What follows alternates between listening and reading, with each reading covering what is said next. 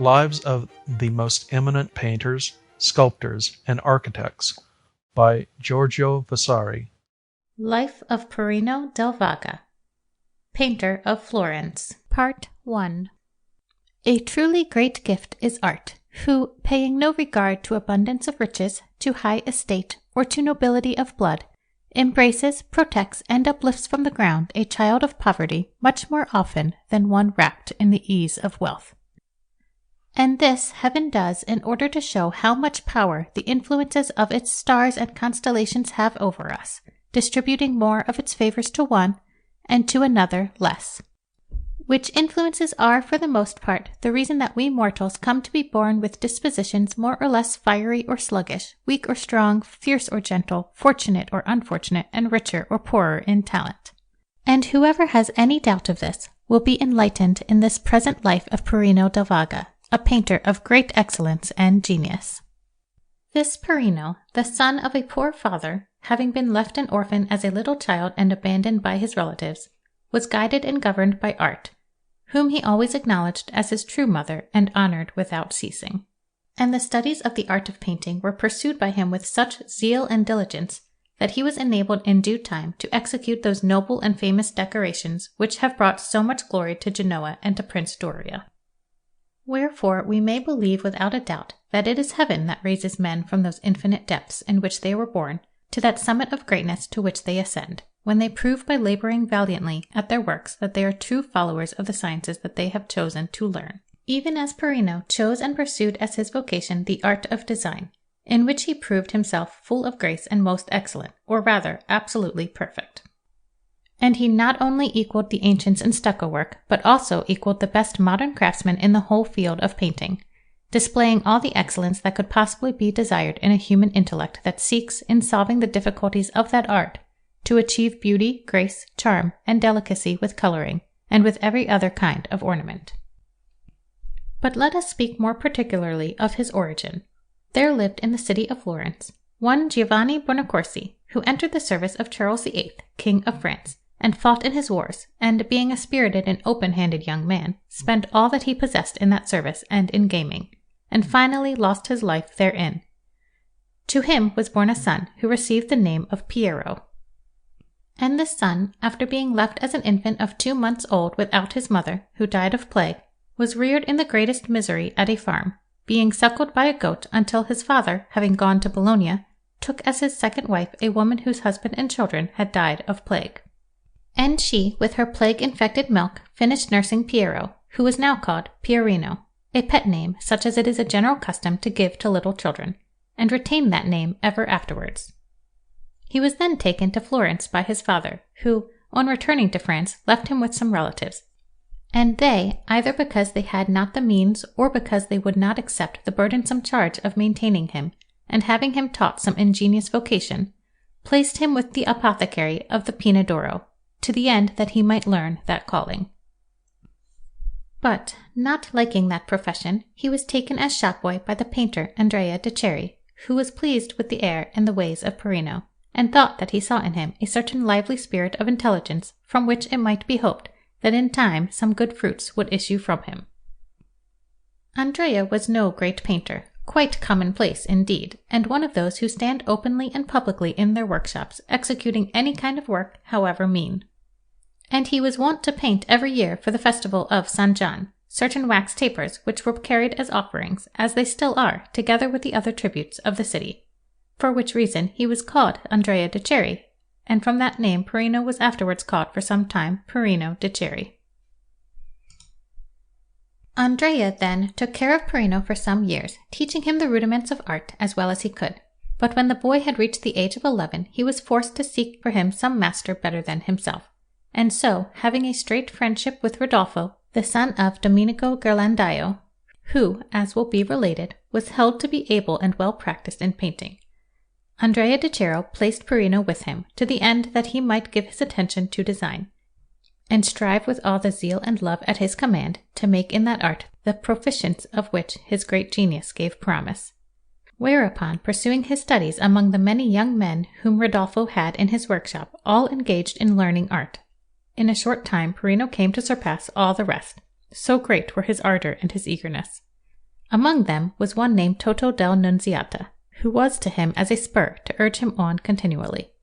Which Toto, likewise attaining in time to equality with the finest intellects, departed from Florence and made his way with some Florentine merchants to England, where he executed all his works, and was very richly rewarded by the king of that country, whom he also served in architecture, erecting in particular his principal palace. He and Perino, then, working in emulation of one another and pursuing the studies of art with supreme diligence, after no long time became very excellent. And Perino, drawing from the cartoon of Michelagnolo Buonarroti in company with other young men, both Florentines and strangers, won and held the first place among them all, insomuch that he was regarded with that expectation which was afterwards fulfilled in the beautiful works that he executed with so much excellence and art. There came to Florence at that time the Florentine painter Vaga, a master of no great excellence, who was executing commonplace works at Toscanella in the province of Rome.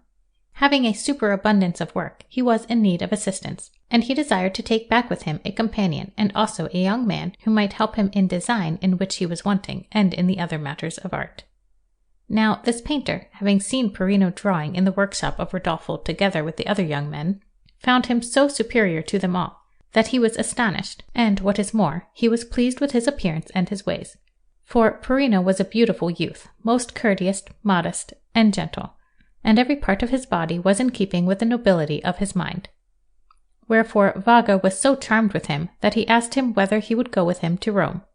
saying that he would not fail to assist him in his studies, and promising him such benefits and conditions as he might demand. So great was the desire that Perino had to attain to excellence in his profession that, when he heard Rome mentioned, through his eagerness to see that city, he was deeply moved. But he told him that he must speak to Andrea de Ceri, who had supported him up to that time, so that he was loath to abandon him. And so Vaga, having persuaded Ridolfo, Perino's master, and Andrea, who maintained him, so contrived that in the end he took Perino with the companion to Toscanella. There Perino began to work and to assist them, and they finished not only the work that Vaga had undertaken, but also many that they undertook afterwards. But Perino complained that the promise of seeing Rome, by which he had been brought from Florence, was not being fulfilled, in consequence of the profit and advantage that Vaga was drawing from his services, and he resolved to go thither by himself, which was the reason that Vaga, leaving all his works, took him to Rome. And there, through the love that he bore to art, Perino returned to his former work of drawing, and continued at it many weeks, growing more ardent every day. But Vaga wished to return to Toscanella, and therefore made him known, as one belonging to himself, to many commonplace painters, and also recommended him to all the friends that he had there, to the end that they might assist and favor him in his absence, from which circumstance he was always called from that day onward Perino del Vaga.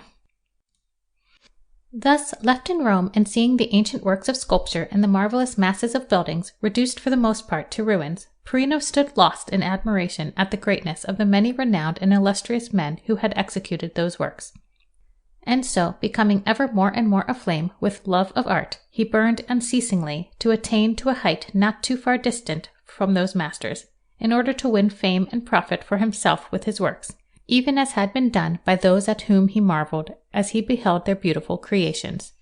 And while he contemplated their greatness and the depths of his own lowliness and poverty, reflecting that he possessed nothing save the desire to rise to their height,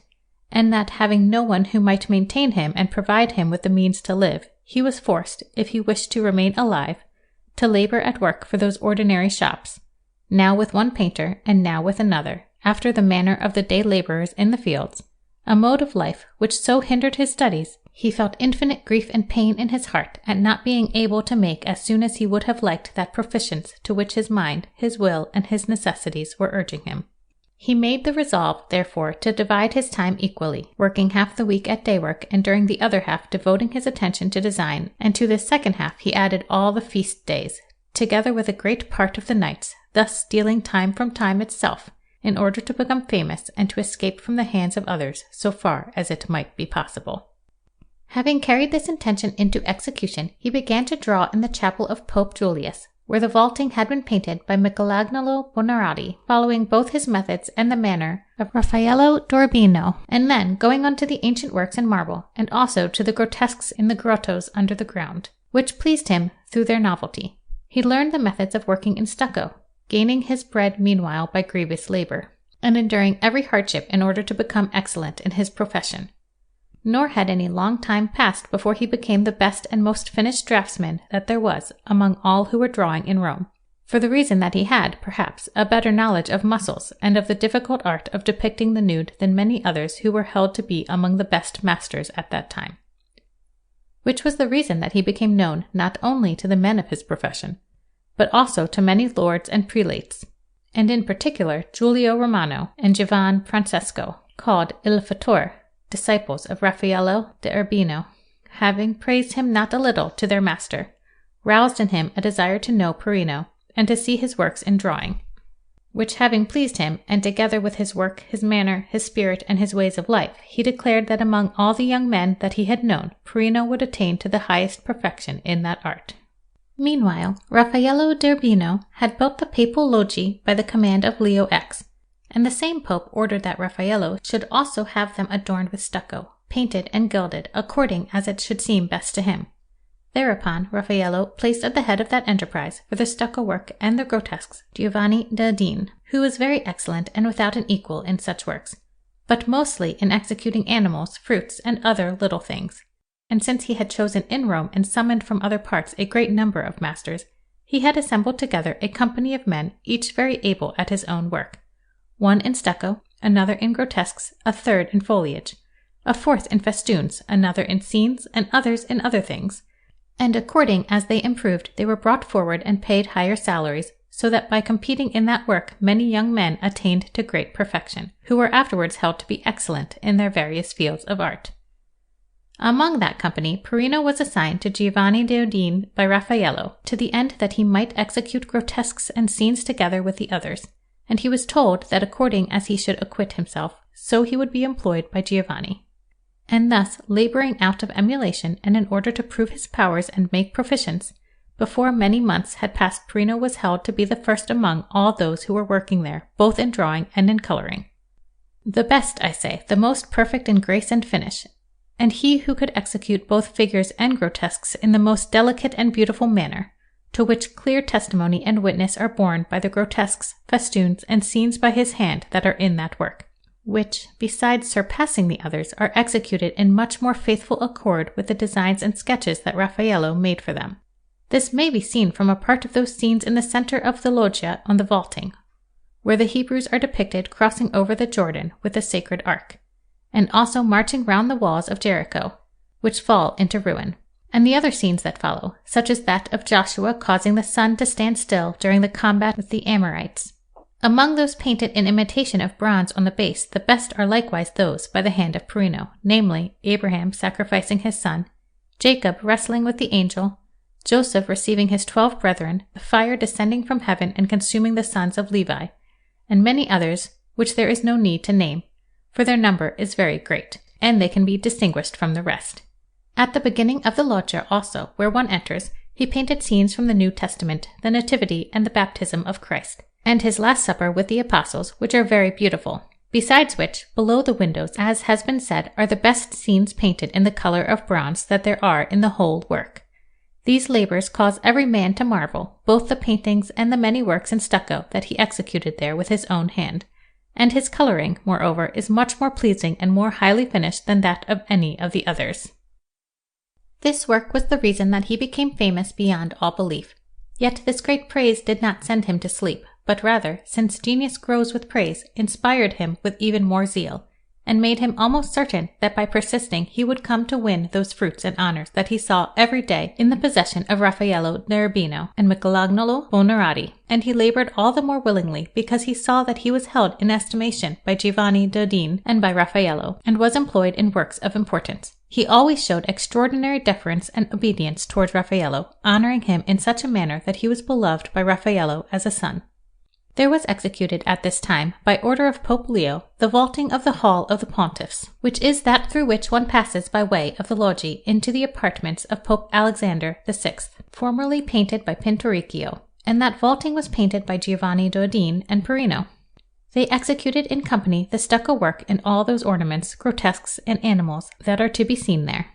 in addition to the varied and beautiful inventions that were depicted by them in the compartments of the ceiling, which they had divided into certain circles and ovals to contain the 7 planets of heaven, drawn by their appropriate animals, such as Jupiter drawn by eagles, Venus by doves, the moon by women, Mars by wolves, Mercury by cocks, the sun by horses, and Saturn by serpents, besides the 12 signs of the zodiac and some figures from the 48 constellations of heaven, such as the Great Bear, the Dog Star, and many others, which, by reason of their number, we must pass over in silence, without recounting them all in their order, since anyone may see the work, which figures are almost all by the hand of Perino. In the center of the vaulting is a circle with 4 figures representing victories, seen foreshortened from below upwards, who are holding the Pope's crown and the keys. And these are very well conceived and wrought with masterly art, to say nothing of the delicacy with which he painted their vestments, veiling the nude with certain light draperies that partly reveal the naked legs and arms, a truly graceful and beautiful effect. This work was justly held, as it still is at the present day, to be very magnificent and rich in craftsmanship, and also cheerful and pleasing, worthy, in short, of that pontiff, who did not fail to reward their labors, which truly deserved some signal remuneration. Perino decorated a façade in chiaroscuro, a method brought into use at that time by the example of Polidoro and Maturino, which is opposite to the house of the Marchiones of Massa, near Maestro Pasquino, executing it with great boldness of design and with supreme diligence. In the 3rd year of his pontificate, Pope Leo paid a visit to Florence, for which many triumphal preparations were made in that city, and Perino went thither before the court, partly in order to see the pomps of the city, and partly from a wish to revisit his native country. And on a triumphal arch at San Trinita he made a large and very beautiful figure, 7 braccia high, while another was executed in competition with him by Toto da Nunziata, who had already been his rival in boyhood. But to Perino every hour seemed 1,000 years until he could return to Rome, for he perceived that the rules and methods of the Florentine craftsmen were very different from those that were customary in Rome. Wherefore he departed from Florence and returned to Rome, where he resumed his usual course of work. And in Sant'Eustachio dalla Dogana he painted a St. Peter in fresco, which is a figure that has very strong relief, executed with a simple flow of folds, and yet wrought with much design and judgment. There was in Rome at this time the Archbishop of Cyprus, a man who was a great lover of the arts, and particularly of painting, and he, having a house near the Chiavica, where he had laid out a little garden with some statues and other antiquities of truly noble beauty, and desiring to enhance their effect with some fine decorations, sent for Perino, who was very much his friend, and they came to the decision that he should paint round the walls of that garden many stories of the bacchantes, satyrs, fauns, and other wild things in reference to an ancient statue of Bacchus seated beside a tiger, which the archbishop had there, and so Perino adorned that place with a variety of poetical fancies, and, among things, he painted there a little loggia with small figures, various grotesques, and many landscapes, colored with supreme grace and diligence.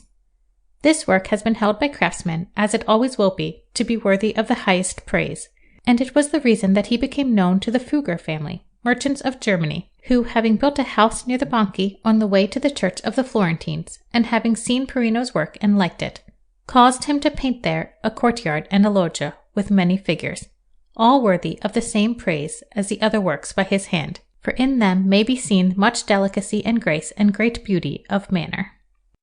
At the same time, M. Marchionne Baldassini, having caused a house to be built for him near San Agostino, as has been related by Antonio da San Gallo, who designed it very well, desired that a hall which Antonio had constructed there should be painted all over. And after passing in review many of the young painters, to the end that it might be well and beautifully done, he finally resolved to give it to Perino. Having agreed about the price, Perino set his hand to it, nor did he turn his attention from that work to any other until he had brought it to a very happy conclusion in fresco.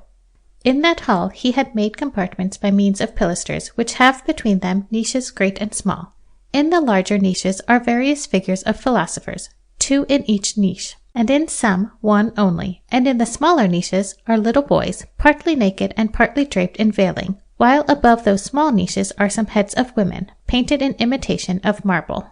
Above the cornice that crowns the pilasters there follows a second series of pictures, separated from the first series below, with scenes and figures of no great size from the history of the Romans, beginning with Romulus and ending with Numa Pompilius.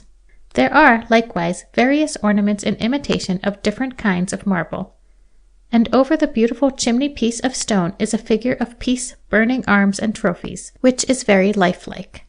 This work was held in much estimation during the lifetime of M. Marchionne, as it has been ever since by all those who work in painting, and also by many others not of the profession, who give it extraordinary praise.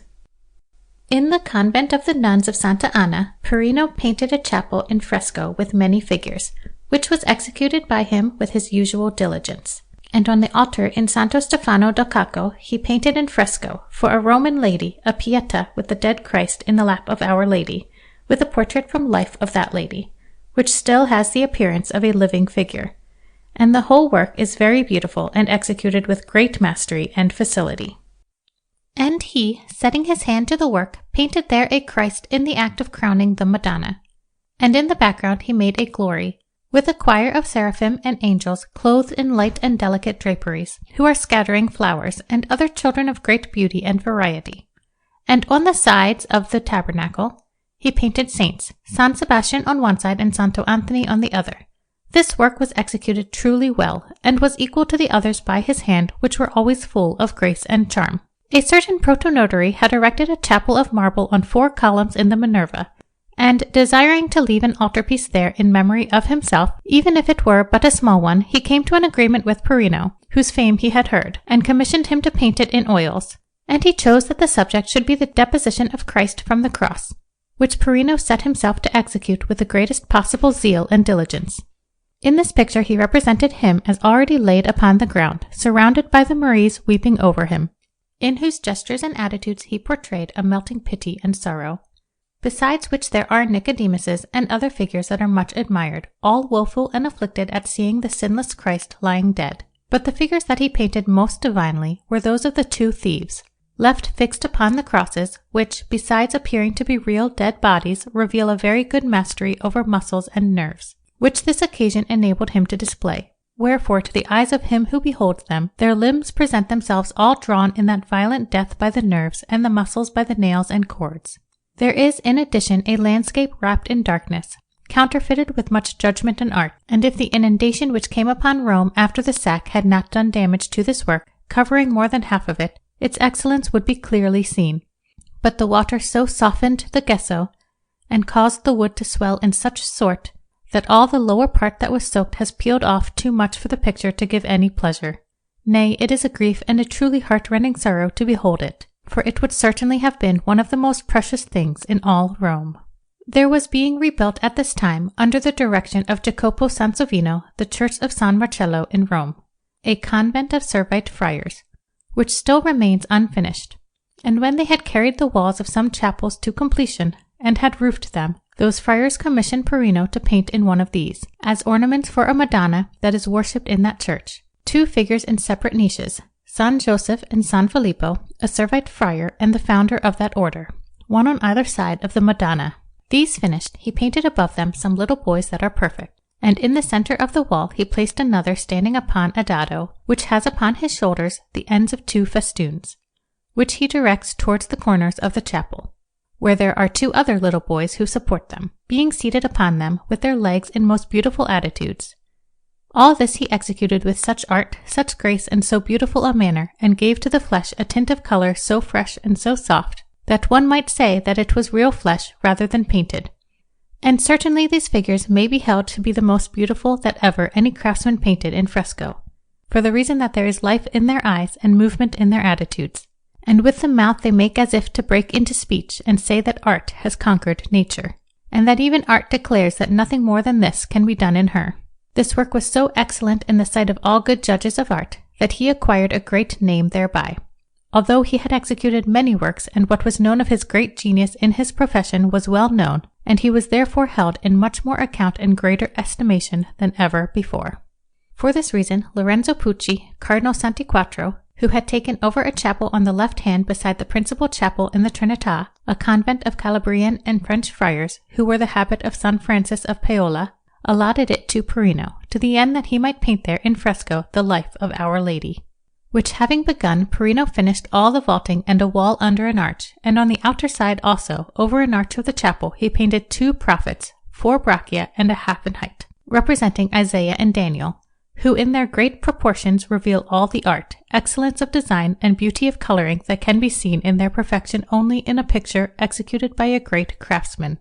This will be clearly evident to one who shall consider the Isaiah, in whom, as he reads, may be perceived the thoughtfulness that study infuses in him, and his eagerness in reading new things, for he has his gaze fixed upon a book, with one hand to his head, exactly as a man often is when he is studying. And Daniel, likewise, is motionless, with his head upraised in celestial contemplation, in order to resolve the doubts of his people.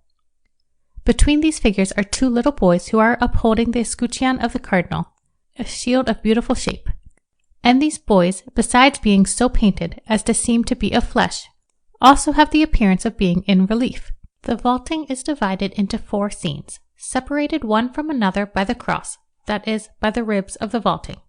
In the first is the conception of Our Lady. In the second, her nativity.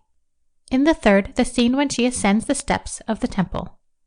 And in the fourth, San Joseph marrying her. On a wall space equal in extent to the arch of the vaulting is her Visitation, in which are many figures that are very beautiful, but above all, some who have climbed on certain socles and are standing in very spirited and natural attitudes, the better to see the ceremonious meeting of those women. Besides which, there is something of the good and of the beautiful in the buildings and in every gesture of other figures. He pursued this work no further, illness coming upon him, and when he was well, there began the plague of the year 1523, which raged so violently in Rome that, if he wished to save his life, it became expedient for him to make up his mind to depart. There was in the city of Rome at that time the goldsmith Piloto, who was much the friend and intimate companion of Perino, and he was desirous of departing. And so one morning, as they were breakfasting together, he persuaded Perino to take himself off and go to Florence, on the ground that it was many years since he had been there, and it could not but bring him great honor to make himself known there, and to leave some example of his excellence in that city,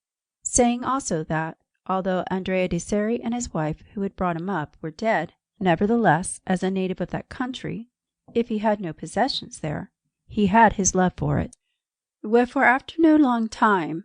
one morning Perino and Piloto departed and set out on the way to Florence. And when they arrived there, Perino took the greatest pleasure in seeing once again the old works painted by the masters of the past, which had been as a school to him in the days of his boyhood, and likewise those of the masters then living, who were the most celebrated and held to be the best in that city, in which, through the interest of friends, a work was allotted to him, as will be related below.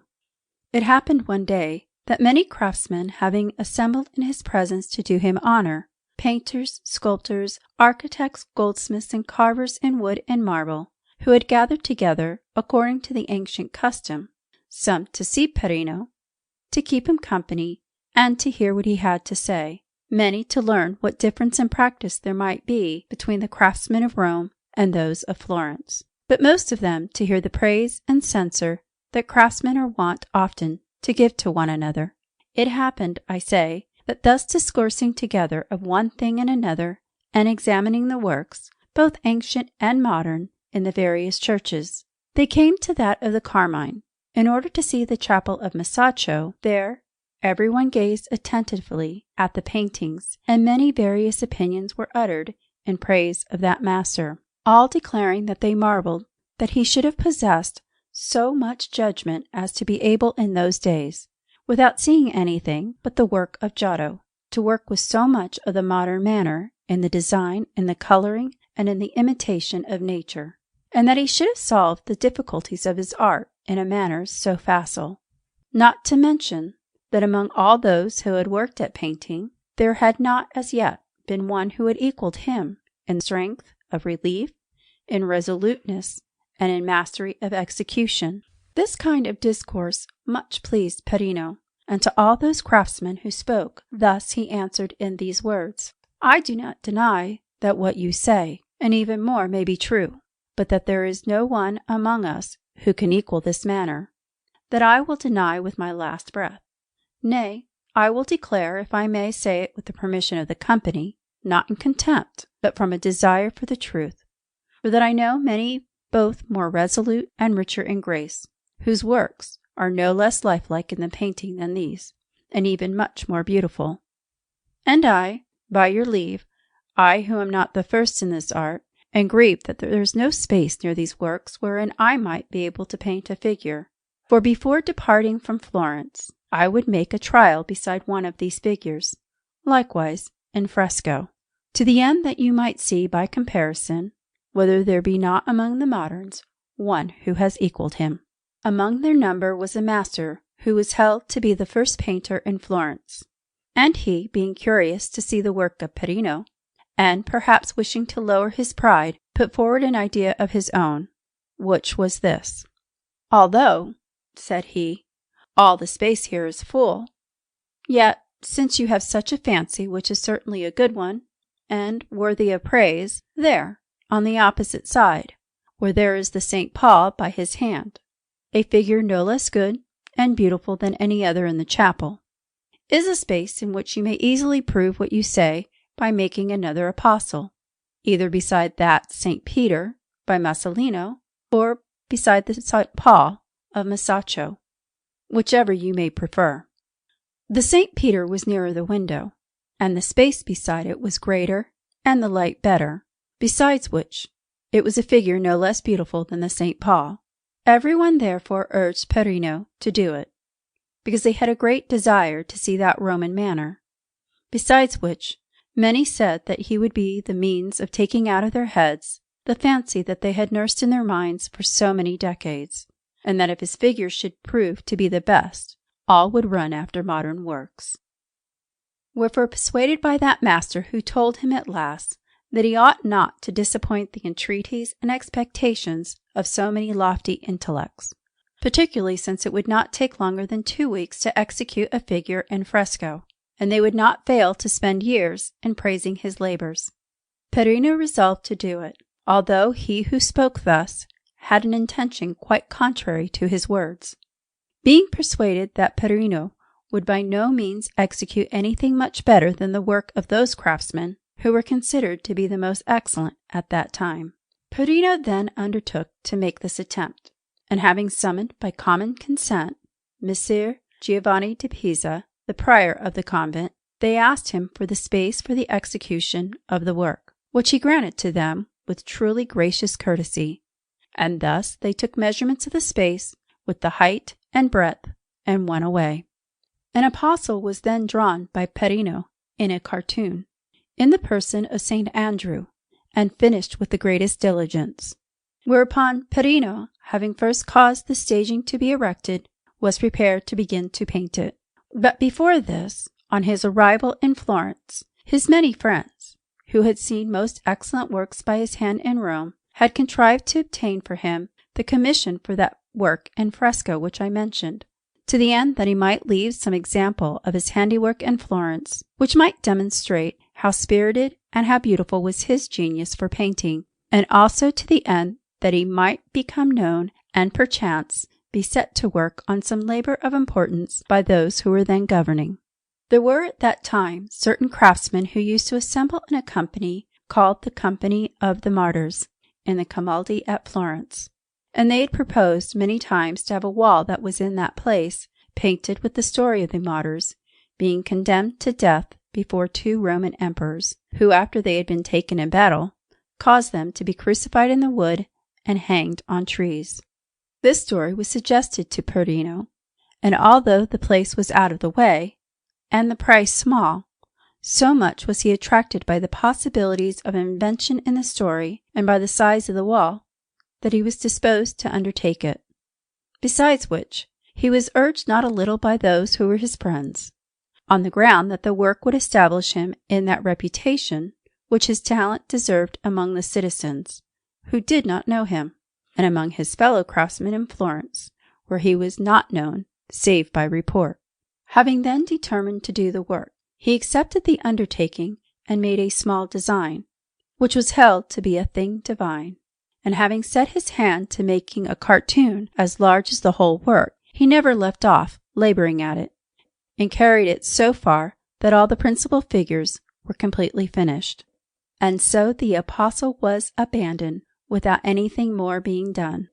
Perino drew this cartoon on white paper, well shaded and hatched, leaving the paper itself for the lights, and executing the whole with admirable diligence. In it were the two emperors on the seat of judgment, condemning to the cross all the prisoners who were turned towards the tribunal, some kneeling, some standing, and others bowed,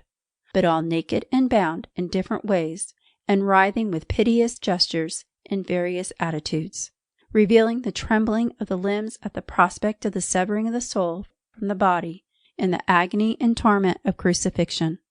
Besides which,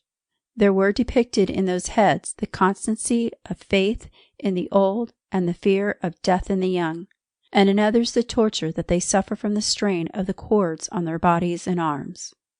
And there could also be seen the swelling of the muscles, even the cold sweat of death, all depicted in that design. Then in the soldiers who were leading them, there was revealed a terrible fury, almost impious and cruel, as they presented them at the tribunal for condemnation and led them to the cross. The emperors and the soldiers were wearing cuirasses, after the ancient manner, in garments, very ornate and bizarre, with buskins, shoes, helmets, shields, and other pieces of armor wrought with all that wealth of the most beautiful ornamentation to which a craftsman can attain in imitating and reproducing the antique, and drawn with the greatest lovingness, subtlety, and delicacy that the perfection of art can display. When this cartoon was seen by the craftsmen and by other judges of discernment, they declared that they had never seen such beauty and excellence in design since the cartoon drawn by Michelangelo Buonarroti in Florence for the council chamber, wherefore Perino acquired the greatest fame that he could have gained in art. And while he was engaged in finishing that cartoon, he amused himself by causing oil colors to be prepared and ground in order to paint for his dearest friend, the goldsmith Piloto, a little picture of no great size, containing a Madonna, which he carried something more than halfway towards completion. For many years past, Perino had been intimately acquainted with a certain lame priest, Ser Raffaello di Sandro, a chaplain of St. Lorenzo, who always bore love to the craftsmen of design. This priest then persuaded Perino to take up his quarters with him, seeing that he had no one to cook for him or to keep house for him, and that during the time that he had been in Florence, he had stayed now with one friend and now with another, wherefore Perino went to lodge with him, and stayed there many weeks. Meanwhile, the plague began to appear in certain parts of Florence, and filled Perino with fear, lest he should catch the infection, on which account he determined to go away, but wished first to recompense Ser Raffaello for all the days that he had eaten at his table. But Ser Raffaello would never consent to take anything, only saying, "I would be fully paid by having a scrap of paper from your hand." Seeing him to be determined, Perino took about 4 braccia of coarse canvas, and after having it fixed to the wall between 2 doors in the priest's little room, painted on it in a day and a night a scene colored in imitation of bronze. On this canvas, which was to serve as a screen for the wall, he painted the story of Moses passing the Red Sea and Pharaoh being submerged with his horses and his chariots. Perino painted therein figures in most beautiful attitudes, some swimming in armor and some naked, others swimming while clasping the horses around the neck with their beards and hair all soaked, crying out in the fear of death and struggling with all their power to escape. On the other side of the sea are Moses, Aaron, and all the other Hebrews, male and female, who are thanking God, and a number of vases that he counterfeited, carried off by them from Egypt, varied and beautiful in form and shape, and women with headdresses of great variety, which finished he left it as a mark of lovingness to Ser Raffaello, to whom it was as dear as the priorate of St. Lorenzo would have been. This canvas was afterwards much extolled and held in estimation, and after the death of Ser Raffaello, it passed, together with his other possessions, to his brother Domenico di Sandro, the cheesemonger.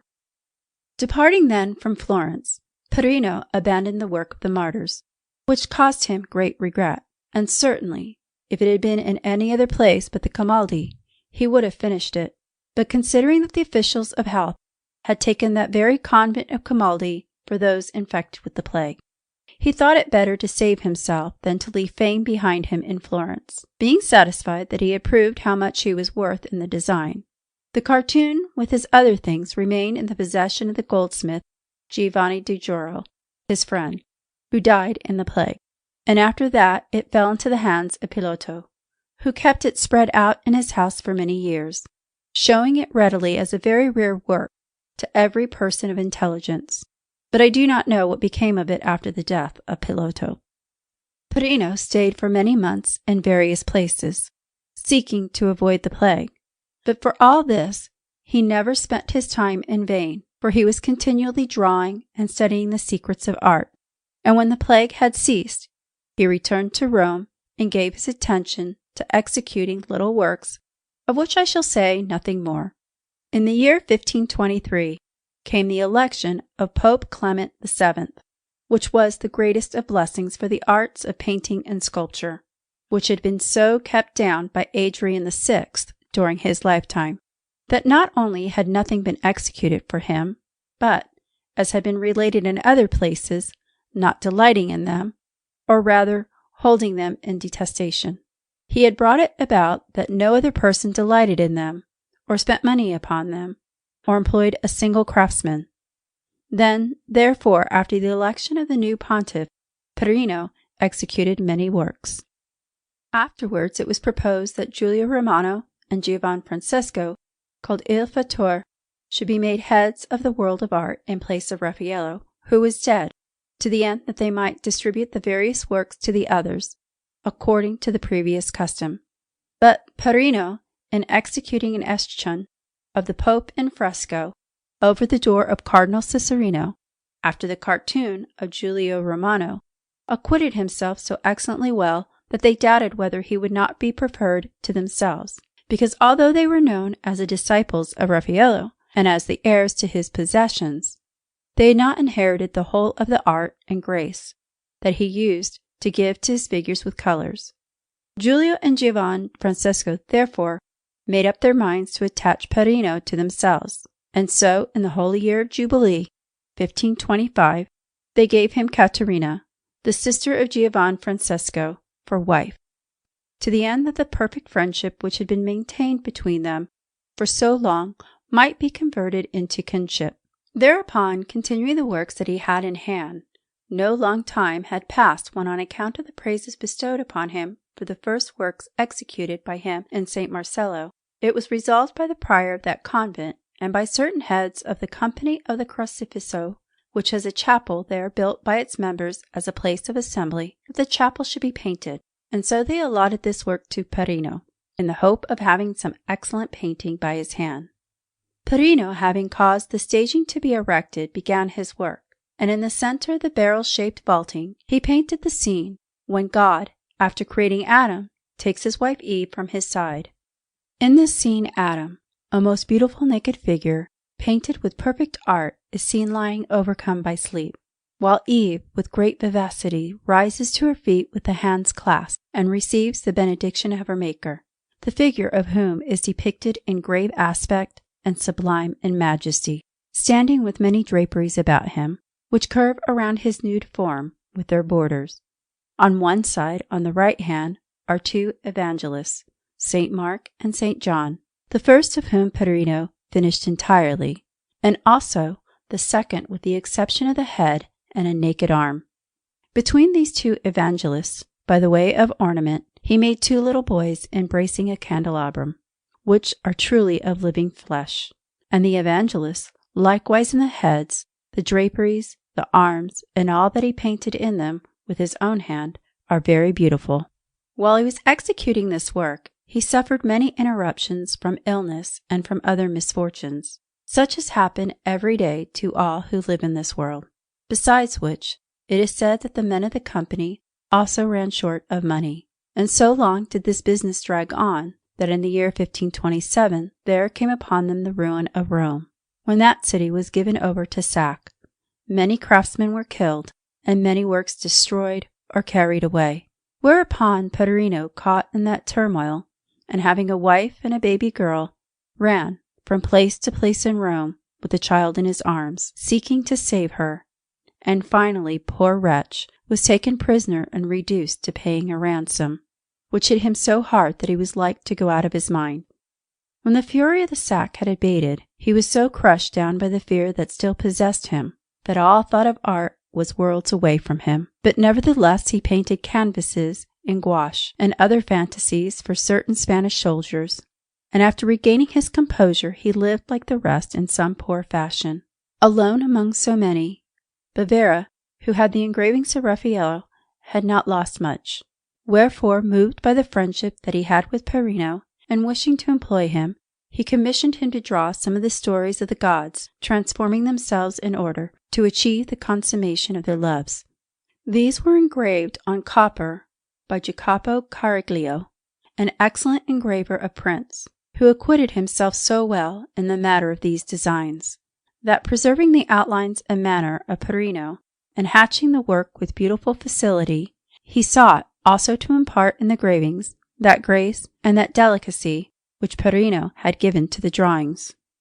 While the havoc of the sack had destroyed Rome and driven away the inhabitants and the Pope himself, who was living at Orvieto, not many remaining in the city, and no business of any kind being done there arrived in Rome one Nicola Veneziano, a rare and even unrivalled master of embroidery,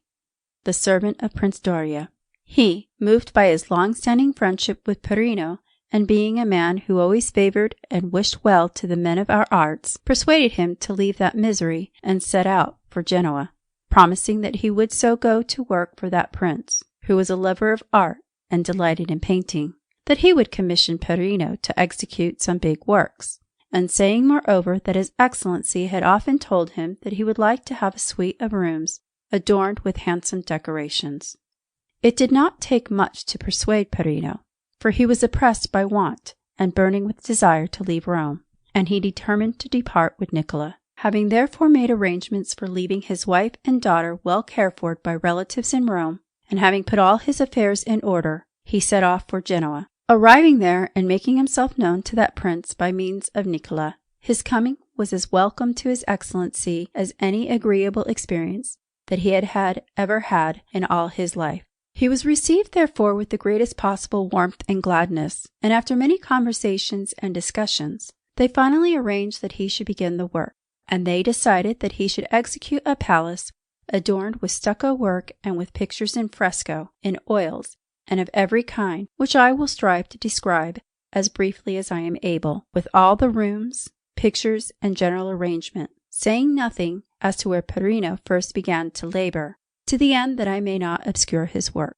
which is the best of all those by his hand, with words. I begin, then, by saying that at the entrance of the prince's palace there is a marble portal composed in the Doric order, and built after designs and models by the hand of Perino, with all its appurtenances of pedestals, sockles, shafts, capitals, architrave, frieze, cornice, and pediment, with some of the most beautiful seated figures of women, who are supporting an escutcheon. The masonry and carving of this work were executed by Maestro Giovanni da Udine, and the figures were finished to perfection by Silvio, the sculptor official, a bold and resolute master. Entering within the portal, one finds over the vestibule a vault covered with stucco work, varied scenes and grotesques, and little arches in each of which are scenes of war and various kinds of battles, some fighting on foot and others on horseback, and all wrought with truly extraordinary diligence and art. On the left one finds the staircase, which has decorations of little grotesques after the antique that could not be richer or more beautiful, with various scenes and little figures, masks, children, animals, and other things of fancy, executed with that invention and judgment that always marked his work, insomuch that of their kind they may well be called divine. Having ascended the staircase, one comes into a most beautiful loggia, which has at each end a very handsome door of stone, and over each of these doors, in the pediment, are painted two figures, one male and the other female, represented in directly opposite attitudes, one showing the front view and the other the back. The vaulting has 5 arches and is wrought superbly in stucco, and it is also divided by pictures and certain ovals, containing scenes executed with the most perfect beauty that could be achieved, and the walls are painted down to the floor with many seated figures of captains in armor, some drawn from life and some from imagination, and representing all the ancient and modern captains of the House of Doria. And above them are large letters of gold, which run thus: Magni viri maximi ducis, optima facere pro patria. In the first hall, which opens into the loggia, and is entered by one of the two doors, that on the left hand, there are most beautiful ornaments of stucco on the corners of the vaulting, and in the center there is a large scene of the shipwreck of Aeneas in the sea, in which are nude figures, living and dead, in attitudes of infinite variety, besides a good number of ships and galleys, some sound and some shattered by the fury of the tempest, not without beautiful considerations in the figures of the living, who are striving to save themselves, and expressions of terror that are produced in their features by the struggle with the waves, the danger of death, and all the emotions aroused by the perils of the sea. This was the first scene and the first work that Perino began for the prince. It is said that when he arrived in Genoa, Girolamo da Treviso had already appeared there in advance of him in order to execute certain pictures, and was painting a wall that faced towards the garden, and after Perino had begun to draw the cartoon for the scene of the shipwreck that has been described above, while he was taking his time about it, amusing himself in seeing Genoa, and laboring only at intervals at the cartoon. Although a great part was finished in various ways,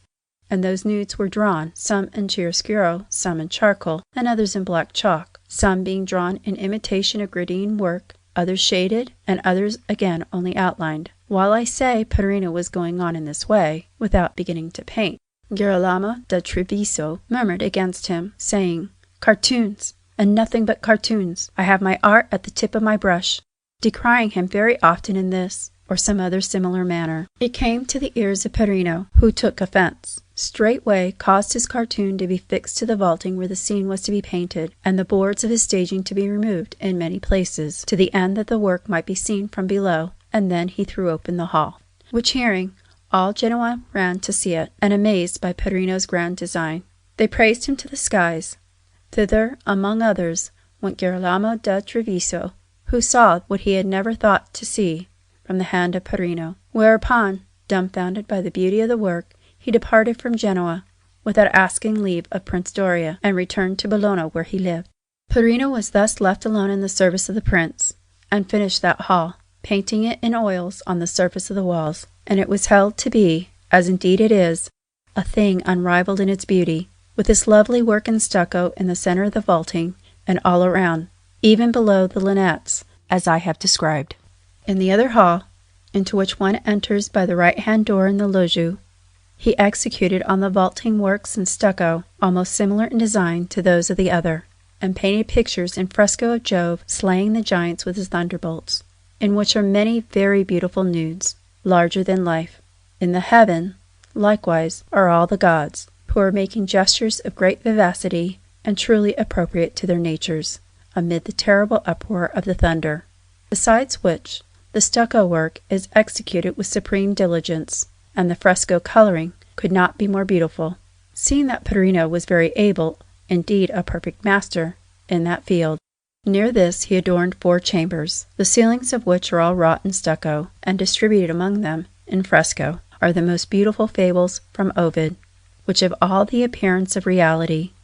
Nor could anyone imagine the beauty, the abundance, the variety, and the great numbers of the little figures, animals, foliage, and grotesques that are in them, all executed with lively invention. Beside the other hall, likewise, he adorned 4 more chambers, but only directing the work, which was carried out by his assistants, although he gave them the designs both of the stucco decorations and of the scenes, figures, and grotesques, upon which a vast number of them worked, some little and some much, such as Lucio Romano, who did much work in stucco there, and many grotesques and a number of Lombards. Let it suffice to say that there is no room there that has not something by his hand and is not full of ornaments, even to the space below the vaulting, with various compositions, full of children, bizarre masks, and animals, which all defies description. Not to mention that the little studies, the antechambers, the closets, and all other parts of the palace are painted and made beautiful. From the palace one passes into the garden and into a low building, which has the most ornate decorations in all the rooms, even below the ceilings, and so also the halls, chambers, and anterooms, all adorned by the same hand. In this work Pordenone also took a part, as I said, in his life, and likewise Domenico Beccafumi of Siena, a very rare painter, who showed that he was not inferior to any of the others, although the works by his hand that are in Siena are the most excellent among the vast number that he painted. But to return to the works that Perino executed, after those that he did in the palace of the prince, he executed a frieze in a room in the house of Gina Tindoria containing most beautiful women, and he did many works for various gentlemen throughout the city, both in fresco and in oil colors. He painted a most beautiful altarpiece, very finely designed, for St. Francesco, and another for a church called St. Maria de Consolacion, at the commission of a gentleman of the house Bacedone, in which picture he painted the Nativity of Christ, a work that is much extolled. But it is placed in a position so dark that by reason of the light not being good enough, one is not able to recognize its perfection, and all the more because Perino strove to paint it in a dark manner, so that it has need of a strong light. He also has made drawings of the greater part of the Aeneid, with the stories of Dido, from which tapestries were woven, and he likewise drew beautiful ornaments for the poops of galleys, which were carved and finished to perfection by Corrado and Tasso, wood carvers of Florence, who proved excellently how able they were in that art. And in addition to all these things he also executed a vast number of works on cloth for the galleys of the prince, and the largest standards that could be made for their adornment and embellishment. Wherefore he was so loved by that prince, for his fine qualities, that if he had continued to serve him, the prince would have richly rewarded his abilities. But while he was working in Genoa, the fancy came to him to fetch his wife from Rome, and so he built a house in Pisa, being pleased with that city, and half thinking of choosing it as his place of habitation when old age should come upon him. Now at that time the warden of the Duomo at Pisa was Messer Antonio de Urbano, who had a very great desire to embellish that temple, and had already caused a beginning to be made with some very beautiful ornaments of marble for the chapels of the church, which had been executed by the hand of Stagio da Pietrasanta, a very able and well-practised carver of marble, removing some old clumsy and badly proportioned chapels that were there. Having thus made a beginning, the warden proposed to fill up those ornaments in the interior with altarpieces and oils, and on the outer side with a series of scenes in fresco and decorations in stucco by the hands of the best and most excellent masters that he could find, without grudging any expense that might be incurred. He had already set to work on the sacristy, which he had placed in the great recess behind the high altar, and there the ornamentation of marble was already finished, and many pictures had been painted by the Florentine painter Giovanni Antonio Sogliani, the rest of which, together with the altarpieces and the chapels that were wanting, were finished many years afterwards by the order of Messer Sebastiano della Seta, the warden of the Duomo in those days. At that time Perino returned from Genoa to Pisa, and having seen that beginning, at the instance of Battista del Cervelliera, a person well conversant with art and a most ingenious master of wood carving, perspective, and inlaying, he was presented to the warden. After they had discoursed together on the subject of the works of the Duomo, Perino was asked to paint an altarpiece for an ornament immediately within the ordinary door of entrance, the ornamental frame being already finished, and above that a scene of St. George slaying the dragon and delivering the king's daughter. Perino therefore made a most beautiful design, which included a row of children and other ornaments in fresco between one chapel and the other, and niches with prophets and scenes of various kinds. And this design pleased the warden. And so, having made the cartoon for one of them, the first one, that opposite to the door mentioned above, he began to execute it in color, and finished 6 children, which are very well painted. He was to have continued this right round, which would have made a very rich and very beautiful decoration, and the whole work together would have proved to be something very handsome.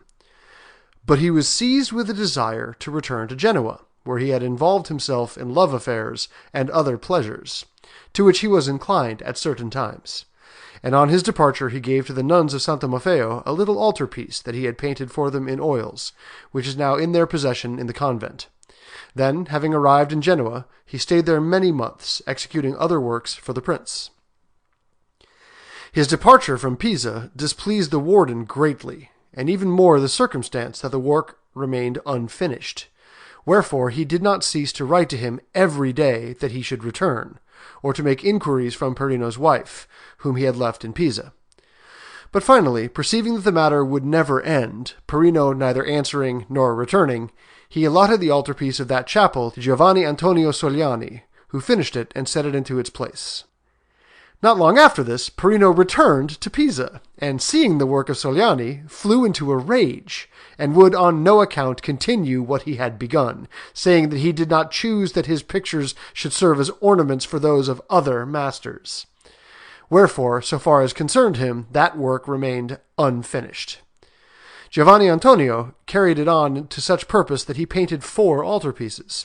but these, at a later date, appeared to Sebastiano della Seta, the new warden, to be all in the same manner, and somewhat less beautiful than the first,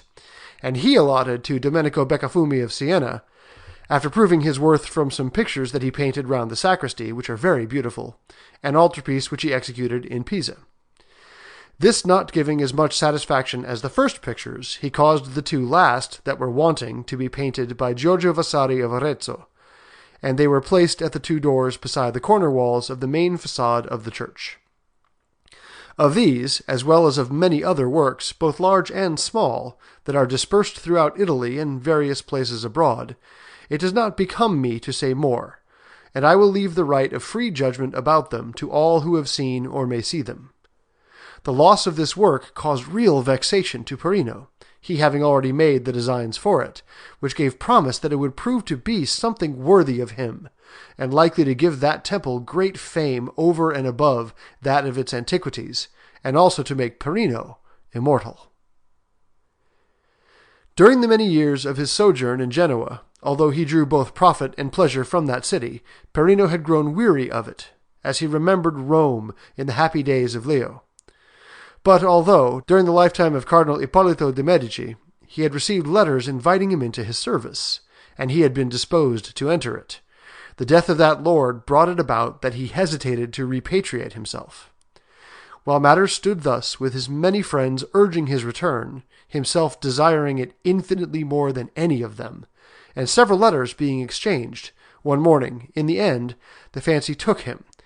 and without saying a word, he set off from Pisa and made his way to Rome. There, after making himself known to the most reverend Cardinal Farnese, and then to Pope Paul, he stayed many months without doing anything. First, because he was put off from one day to another, and then because he was attacked by some infirmity in one of his arms, on account of which he spent several hundreds of crowns, to say nothing of the discomfort, before he could be cured of it. Wherefore, having no one to maintain him, and being vexed by his cold welcome from the court, he was tempted many times to go away. But Molza and many other friends exhorted him to have patience, telling him that Rome was no longer what she had been, and that now she expected that a man should be exhausted and weary of her before she would choose and cherish him as her own, and particularly if he were pursuing the path of some fine art. At this time, Maestro Pietro de' Massimi bought a chapel in the Trinità, with the vaulting and the lunettes painted and adorned with stucco, and the altarpiece painted in oils, all by Giulio Romano and Perino's brother-in-law, Giovan Francesco, and that gentleman was desirous to have it finished. In the lunettes were 4 stories of Santa Mary Magdalene in fresco, and in the altarpiece in oils was Christ appearing to Mary Magdalene in the form of a gardener. And Maestro Pietro first caused a gilt frame of wood to be made for the altarpiece, which had a miserable one of stucco, and then allotted the walls to Perino, who, having caused the staging and the screen to be erected, set his hand to the work, and after many months brought it to completion. He made a design of bizarre and beautiful grotesques, partly in low relief and partly painted, and he executed 2 little scenes of no great size, one on each wall, surrounding them with an ornament in stucco of great variety. In one scene was the pool of Bethesda, with all the cripples and sick persons, and the angel who comes to move the waters, the porticos seen most beautifully foreshortened in perspective, and the movements and vestments of the priests, all painted with great grace and vivacity, although the figures are not very large. In the other he painted the raising of Lazarus after he had been dead 4 days, wherein he is seen newly restored to life, and still marked by the pallor and fear of death. And round him are many who are unswathing him, and not a few who are marvelling, and others struck with awe, besides which the scene is adorned with some little temples that recede into the distance, executed with supreme lovingness, as are also the works in stucco all around. There are likewise 4 very small scenes, 2 to each wall, and 1 on either side of the larger scene, in one of which is the centurion beseeching Christ that he should heal with a word his son who is dying. In another, Christ driving the traders from the temple. In a third, the Transfiguration, and in the last, a similar scene.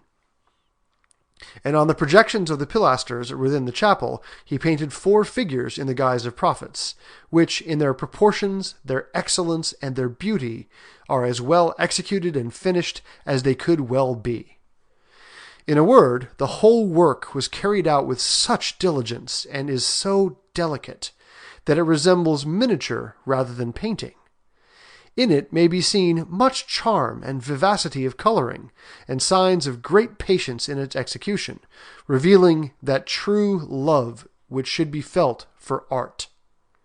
And he painted this whole work with his own hand, although he had a great part of the stucco work executed after his designs by Guglielmo Milanese, whom he had formerly had with him at Genoa, loving him much, and once even offering to give him his daughter in marriage. This Guglielmo, in reward for restoring the antiquities of the house of Farnese, has now been made Friar of the Piombo, in the place of Fra Sebastiano Viniziano. I must not omit to tell that against one wall of this chapel was a most beautiful tomb of marble, with a dead woman of marble, beautifully carved by the sculptor Bologna, on the sarcophagus, and 2 little naked boys at the sides. The countenance of that woman was a lifelike portrait of a very famous courtesan of Rome, who left that memorial of herself, which was removed by the friars because they felt scruples that such a woman should have been laid to rest there with so much honor. This work, with many designs that he made, was the reason that the very reverend Cardinal Farnese began to give him an allowance and to make use of him in many works. By order of Pope Paul, a chimney-piece that was in the chamber of the burning of the Borgo was placed in that of the Segnatura, where there were the panellings with perspective views in wood executed by the hand of the carver Fra Giovanni for Pope Julius. Raphael had painted both of those chambers,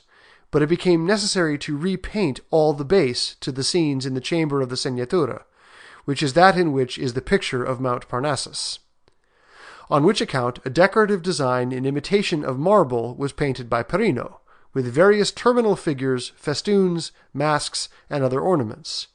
and in certain spaces scenes painted to look like bronze, which are very beautiful for works in fresco.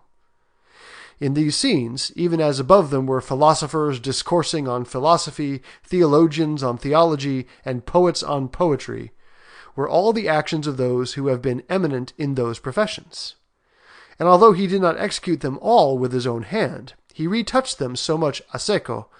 besides making perfectly finished cartoons, that they may almost be said to be entirely by his hand, which method he employed because, being troubled by a catarrh, he was not fit for so much labour. Whereupon the Pope, recognizing that he deserved something both on account of his age and for all his work, and hearing him much recommended, gave him an allowance of 25 ducats a month, which lasted up to his death, on the condition that he should have charge of the palace and of the house of the Farnese family. By this time, Michelagnolo Buonarroti had uncovered the wall with the Last Judgment in the papal chapel, and there remained still unpainted the base below, where there was to be fixed a screen of arras woven in silk and gold, like the tapestries that adorn the chapel. Wherefore, the Pope having ordained that the weaving should be done in Flanders, it was arranged that with the consent of Michelagnolo that Perino should begin to paint a canvas of the same size, which he did, executing in it women, children, and terminal figures, holding festoons, and all very lifelike, with the most bizarre things of fancy. But this work, which was truly worthy of him, and of the divine picture that it was to adorn, remained unfinished after his death in some apartments of the Belvedere. After this, Antonio de San Gallo, having finished the building of the great Hall of Kings in front of the chapel of Sixtus IV in the papal palace, Perino divided the ceiling into a large pattern of octagonal compartments, crosses, and ovals, both sunk and in relief, which done, Perino was also commissioned to adorn it with stucco work, with the richest and most beautiful ornaments that could be produced by all the resources of that art. He thus began it, and in the octagons, in place of rosettes, he made 4 little boys in full relief, who, with their feet pointing to the center and their arms forming a circle, make a most beautiful rosette. And in the rest of the compartments are all the devices of the house of Farnese, with the arms of the Pope in the center of the vaulting. And this work in stucco may be said with truth to have surpassed in mastery of execution, in beauty, and in delicacy, all those that have ever been done by ancients or moderns, and to be truly worthy of the head of the Christian religion. After the designs of the same man, likewise, the glass windows were executed by Pastorino da Siena, an able master of that craft.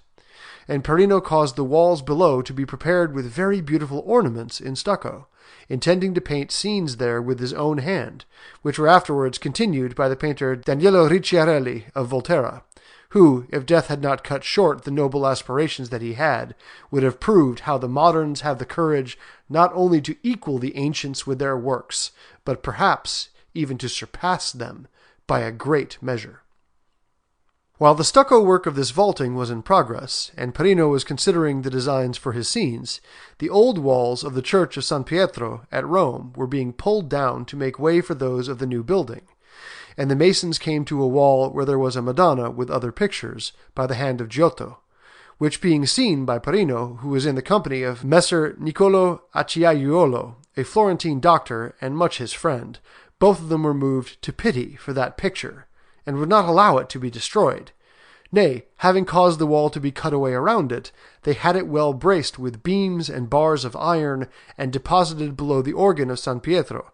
in a place where there was neither altar nor any other consecrated object.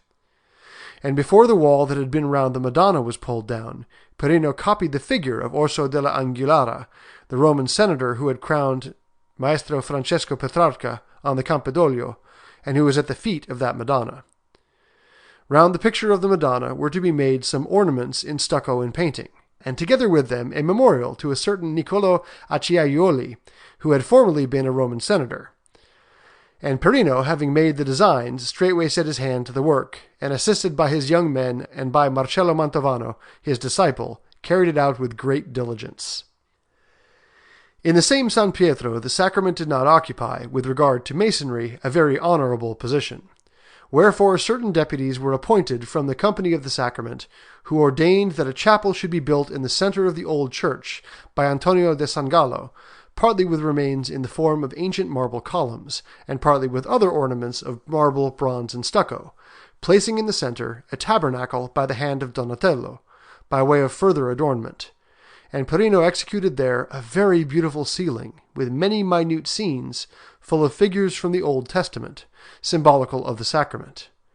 In the middle of it also he painted a somewhat larger scene, containing the Last Supper of Christ with the apostles, and below it 2 prophets, one on either side of the body of Christ.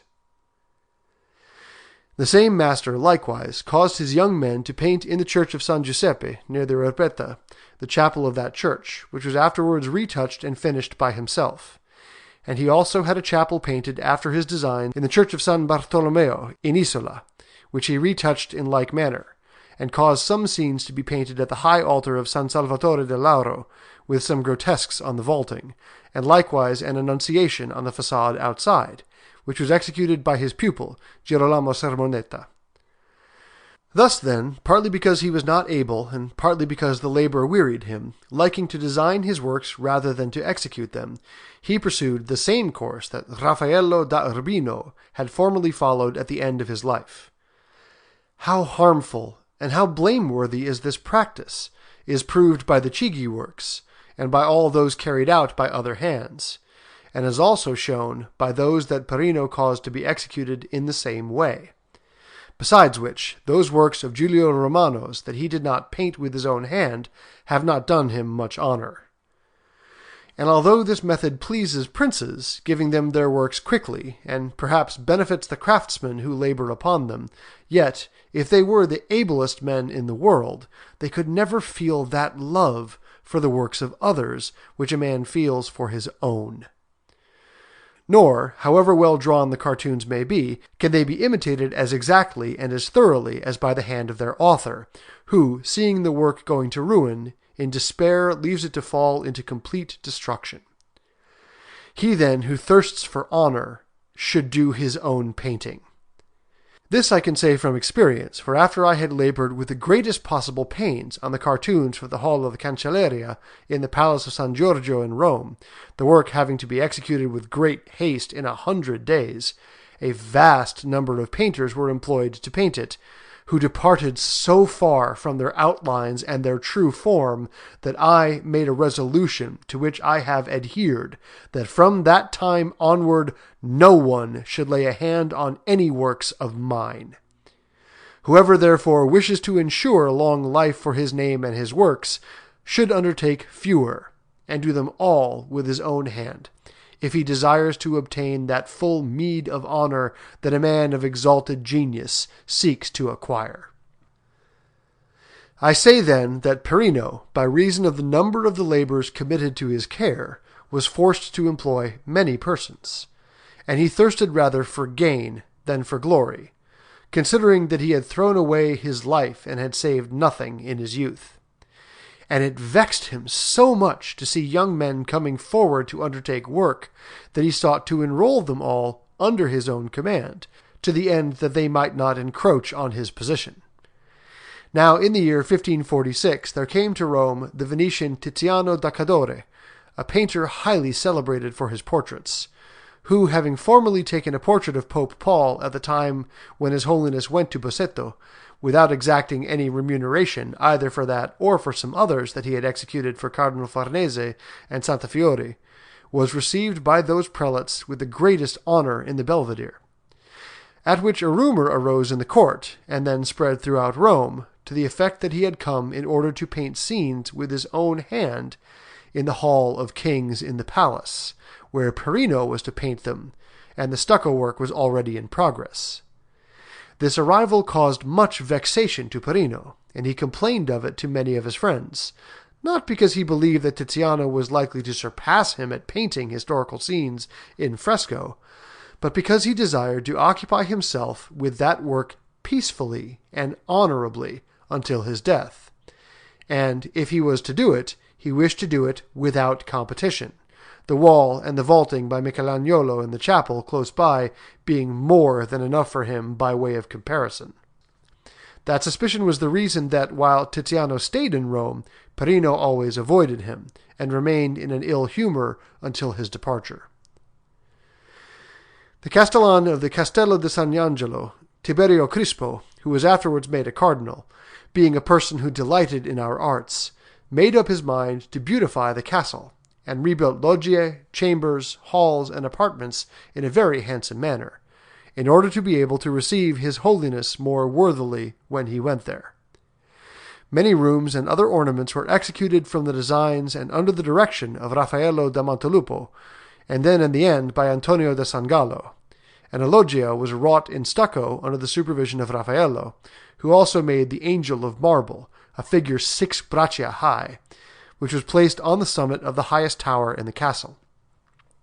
Tiberio then caused the said loggia, which is the one facing the meadows, to be painted by Girolamo Sermonetta, which finished, the rest of the rooms were entrusted in part to Lucio Romano, and finally the halls and other important apartments were finished partly by Perino with his own hand, and partly by others after his cartoons. The principal hall is very pleasing and beautiful, being wrought in stucco and all filled with scenes from Roman history, executed for the most part by Perino's young men, and not a few by the hand of Marco da Siena, the disciple of Domenico Beccafumi, and in certain rooms there are most beautiful friezes. Perino, when he could find young men of ability, was wont to make use of them willingly in his works, but for all that he never ceased to execute any commonplace commission. He very often painted pennons for trumpets, banners for the castle, and those of the fleet of the militant order. And he executed hangings, tabards, door curtains, and the most insignificant works of art. He began some canvases from which tapestries were to be woven for Prince Doria, and he painted a chapel for the very Reverend Cardinal Farnese, and a writing study for the most illustrious Madama Margherita of Austria. He caused an ornamental frame to be made round the Madonna in Santa Maria del Pianto, and also another ornamental frame round the Madonna in Piazza Giudia, and he executed many other works, of which, by reason of their number, I will not now make any further mention, particularly because he was accustomed to accept any sort of work that came to his hand. This disposition of Perino's, which was well known to the officials of the palace, was the reason that he always had something to do for one or another of them, and he did it willingly, in order to bind them to himself, so that they might be obliged to serve him in the payment of his allowances and in his other requirements. In addition to this, Perino had acquired such authority that all the work in Rome was allotted to him, for the reason that, besides the circumstance that it appeared to be in a certain sense his due, he would sometimes execute commissions for the most paltry prices, whereby he did little good, nay rather, much harm, to himself and to art. That these words are true is proved by this, that if he had undertaken to paint the Hall of Kings in the palace on his own account, and had worked at it together with his own assistance, he would have saved several hundreds of crowns, which all went to the overseers who had charge of the work, and paid the daily wages to those who worked there. Thus, having undertaken a burden so heavy and so laborious, and being infirm and enfeebled by catarrh, he was not able to endure such discomforts, having to draw day and night, and to meet the demands of the palace, and, among other things, to make the designs of embroideries, of engravings for banner makers, and of innumerable ornaments required by the caprice of Farnese and other cardinals and noblemen. In short, having his mind incessantly occupied, and being always surrounded by sculptors, masters in stucco, wood carvers, seamsters, embroiderers, painters, gilders, and other such like craftsmen, he had never an hour of repose. And the only happiness and contentment that he knew in this life were to find himself at times with some of his friends at a tavern, which was his favorite haunt in all the places where it fell to his lot to live, considering that this was the true blessedness and peace of this world, and the only repose from his labors. And thus, having ruined his constitution by the fatigues of his art, and by his excesses in eating and in love, he was attacked by asthma, which, sapping his strength little by little, finally caused him to sink into consumption. And one evening, while talking with a friend near his house, he fell dead of an apoplectic seizure in his 47th year.